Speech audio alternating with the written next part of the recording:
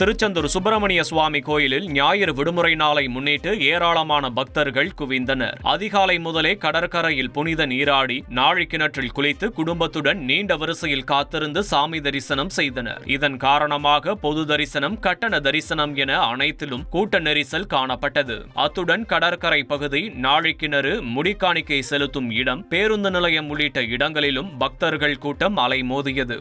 விடுமுறை தினத்தையொட்டி கன்னியாகுமரியில் குவிந்த சுற்றுலா பயணிகள் மேகமூட்டத்தால் சூரிய உதயத்தை காண முடியாமல் ஏமாற்றத்துடன் திரும்பினர். கோடை சீசனை ஒட்டி சுற்றுலா பயணிகளின் கூட்டம் அதிகரித்து காணப்படுகிறது. இந்நிலையில் குமரி மாவட்டத்தில் பெய்து வரும் மழையால் மேகமூட்டம் காரணமாக சூரிய உதயத்தை காண முடியாமல் சுற்றுலா பயணிகள் கடலில் புனித நீராடி பகவதி அம்மன் கோயிலில் சாமி தரிசனம் செய்தனர்.